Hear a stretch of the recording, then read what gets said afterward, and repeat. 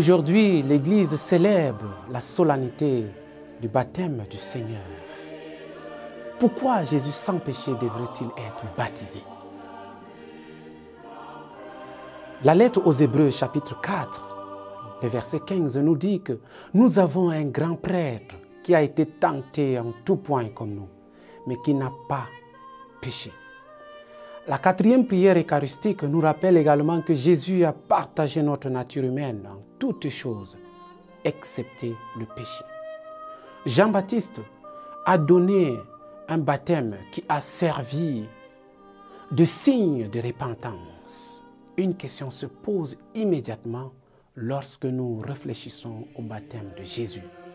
Pourquoi Jésus a-t-il été baptisé par Jean? En d'autres termes, pourquoi Jésus, le Fils parfait de Dieu, sans péché, a-t-il cherché à être baptisé?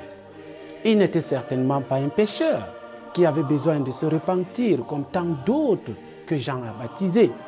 Jean lui-même a dit que c'était Jésus qui devait le baptiser et non lui qui devait baptiser Jésus, le Fils de Dieu. Jean lui-même reconnaît son indignité et dit « Mais quelqu'un vient, quelqu'un de plus puissant que moi, et je ne suis pas capable, je ne suis pas digne de défaire la courroie de ses sandales. » Jésus, qui était le Fils de Dieu sans péché, a pris sur lui vos péchés, nos péchés, mes péchés. Et les péchés de toute la race humaine. Le baptême de Jésus était donc un signe de solidarité avec nous. Le pape Benoît XVI, dans son homélie de 2007, en la fête du baptême de notre Seigneur Jésus, exprime ainsi: Jésus veut se mettre du côté des pécheurs en étant solidaire avec eux, en exprimant la proximité de Dieu. Jésus est solidaire de nous, de nos efforts pour nous convertir, pour laisser derrière nous notre égoïsme, pour nous détacher de nos péchés en nous disant que si nous l'acceptons dans notre vie, il est capable de nous relever et de nous conduire sur les hauteurs de Dieu le Père. Trois choses importantes, mes chers frères et sœurs, se sont produites lors du baptême de Jésus. Tout d'abord, le ciel s'ouvre au-dessus de l'endroit de l'eau où se tenait Jésus.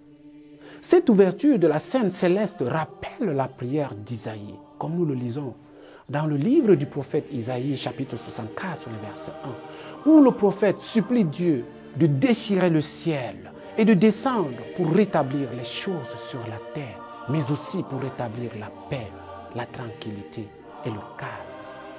La deuxième est la descente de l'Esprit Saint comme une colombe sur Jésus.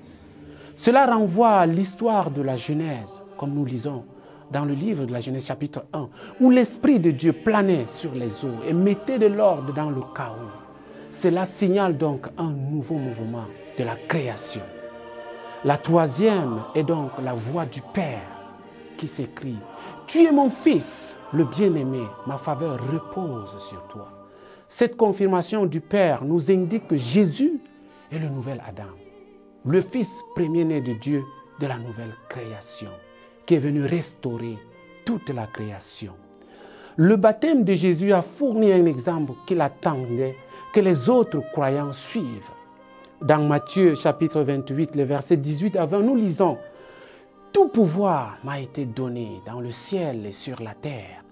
Allez donc faire des disciples de toutes les nations, les baptisant au nom du Père et du Fils et du Saint-Esprit, et leur apprenant à observer tous que je vous ai prescrit. Et voici, je suis avec vous tous les jours jusqu'à la fin du monde. » Jésus a commencé son ministère public par le baptême et il a terminé son ministère public en ordonnant à ses disciples de baptiser les autres au nom du Père et du Fils et du Saint-Esprit.